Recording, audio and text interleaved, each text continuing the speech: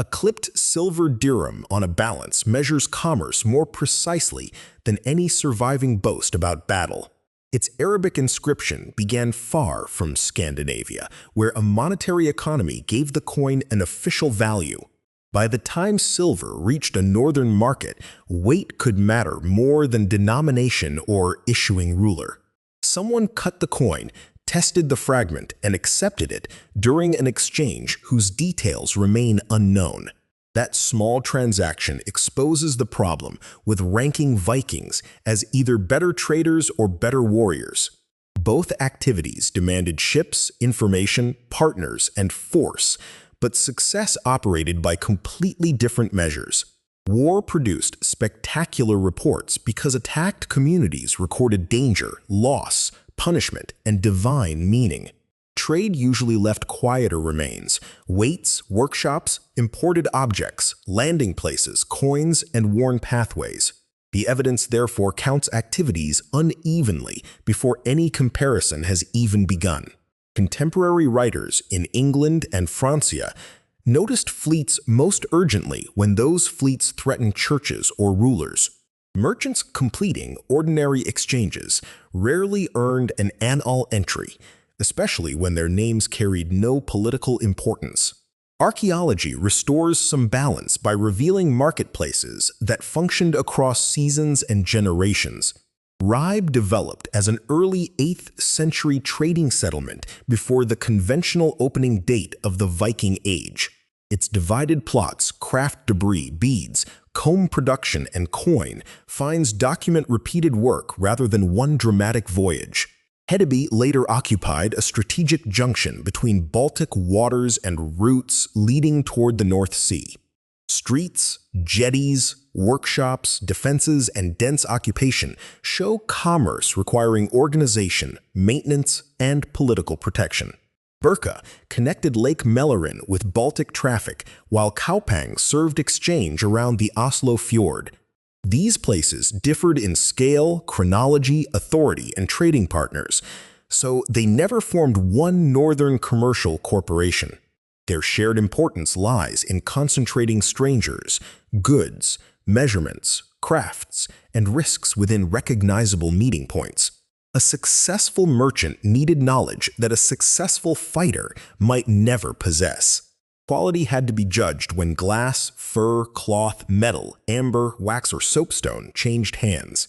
Weights needed comparison, silver required testing, and credit depended upon relationships not preserved in the soil.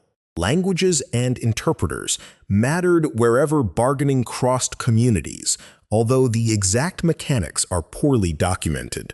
Seasonal winds, river levels, sea ice, and harvest obligations shaped departures more reliably than heroic appetite. Cargo vessels also answered different demands from fast warships, carrying bulk goods, animals, provisions, and trading stock. Calling every hull a longship erases the specialized transport that kept exchange profitable. Shipbuilders selected timber, ironworkers supplied rivets, rope makers twisted fiber, and households produced food and sailcloth. Commerce rested upon distributed labor, extending far beyond the person who finally presented goods at a market. Women participated in textile production, estate management, migration, and exchange, though sources rarely record individual transactions. Unfree laborers and captives also supported production, transport, and households without sharing returns on equal terms. Trading ability was consequently social rather than a mysterious talent possessed by an entire people. Northern merchants entered networks already maintained by Frisians, Slavs, Baltic communities, Finnic peoples, and many others. Along eastern rivers, goods passed through settlements and political zones rather than gliding through empty territory. Silver from the Islamic world could travel northward through numerous exchanges without its final owner visiting the caliphate. Likewise, a Scandinavian object abroad does not prove that one Scandinavian carried it there. Distribution maps reveal connection, but they cannot reconstruct every hand within the chain. The clipped dirham accumulated value from trust in silver, not from loyalty to the authority named upon it. Scales and standardized weights allowed payment to cross boundaries where coinage lacked a universally accepted face value. Silver made ornaments, ingots, and coins divisible, joining distant monetary production to local weight economies. Metal analysis and numismatics can identify composition and minting information, yet neither method identifies the purpose of acquisition. Some silver came through exchange, some through tribute, payment, plunder, taxation, or gifts. A hoard preserves deposition, not a ledger explaining how each component arrived. This uncertainty prevents trade fines from becoming proof of uniformly peaceful commerce. Markets themselves required power capable of controlling access, enforcing expectations, and benefiting from tolls or patronage. Hedeby's defenses remind us that exchange and coercion could occupy the same landscape. Rulers protected merchants when protection increased revenue, supplied prestige goods, or strengthened strategic alliances. Those same rulers might sponsor fleets, collect tribute, or use armed followers to dominate routes. Warriors could open access to wealth, while commercial income could finance political and military power. The skills were connected without being identical or morally interchangeable. Raiding demanded reconnaissance, rapid movement, disciplined cooperation, and an ability to exploit vulnerable timing. Early attacks on coastal sites demonstrated operational effectiveness, but victims did not remain permanently unprepared. Fortifications, patrols, tribute arrangements, fortified bridges, and stronger kingdoms altered the opportunities facing later expeditions. Military success varied sharply by decade, leader, target, and opposition. The defeat of one force never measured Scandinavian warfare everywhere, just as one profitable market never measured every merchant. Large campaigns also required provisioning systems that look more like logistics than isolated acts of courage. Crews needed food, replacement equipment, shelter intelligence, and agreements with local supporters. Once armies wintered, seized land, or demanded regular payments, violence entered administration and negotiation. The Anglo-Saxon Chronicle records campaigning and tribute because both changed English political life. Its entries reveal consequences, but hostile reporting cannot grade the technical quality of every northern combatant.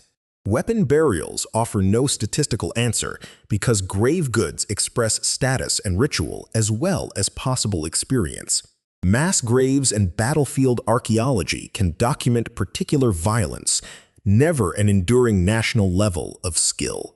Even the word Viking usually referred to maritime activity or its participant, not an ethnic army.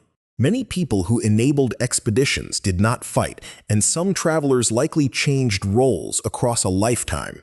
A merchant might join an armed convoy because valuable cargo attracted danger. A raider could sell captured goods, negotiate ransom, accept tribute, or invest proceeds in land. Settlement then changed the calculation again, converting mobile wealth into farms, workshops, rights, and political relationships.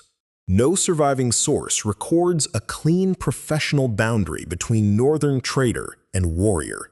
Yet overlap should not become the claim that everybody performed both roles equally. Specialized craft, commercial judgment, fighting experience, and maritime command required different training and opportunities. Wealthy leaders could coordinate several abilities by employing people who possessed them. The human cost also changes how any verdict must be framed. Furs, amber, iron, cloth, and soapstone entered exchange beside enslaved people taken or sold through violent systems. Captivity turned military power into commercial supply, making profit inseparable from coercion for some transactions. Other exchanges involved ordinary surplus, tools, food, ornaments, or raw materials with no demonstrated raid behind them. Neither category should be used to sanitize the other. If better means leaving a larger geographic footprint, trade networks extended astonishingly far through successive intermediaries. If it means winning every confrontation, the record contains victories, defeats, withdrawals, tribute, and negotiated accommodation.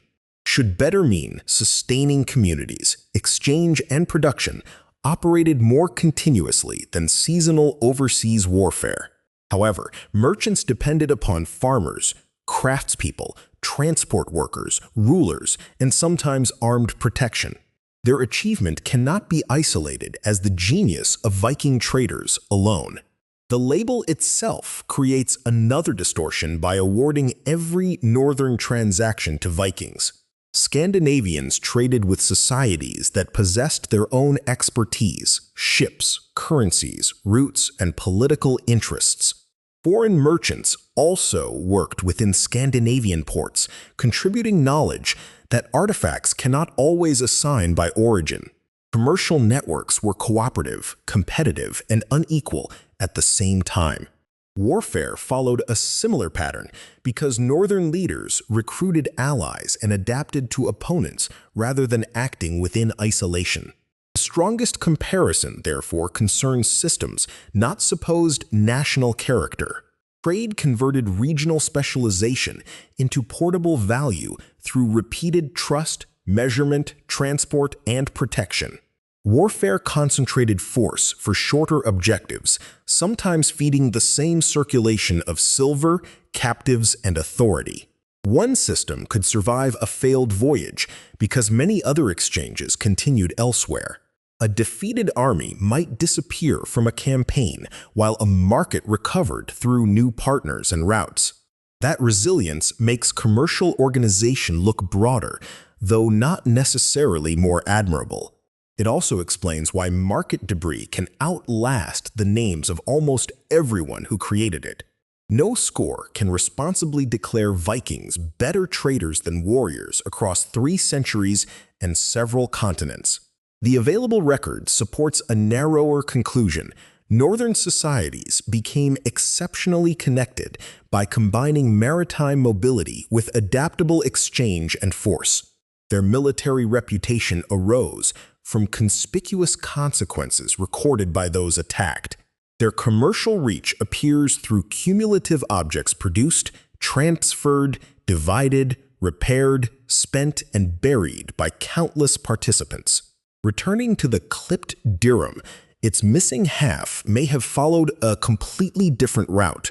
The surviving fragment cannot say whether violence, wages, barter, tribute, or gifting brought it north. It does show that someone understood how to turn foreign silver into locally acceptable value. That ordinary act of measurement carried farther, lasted longer, and involved more people than the warrior silhouette admits.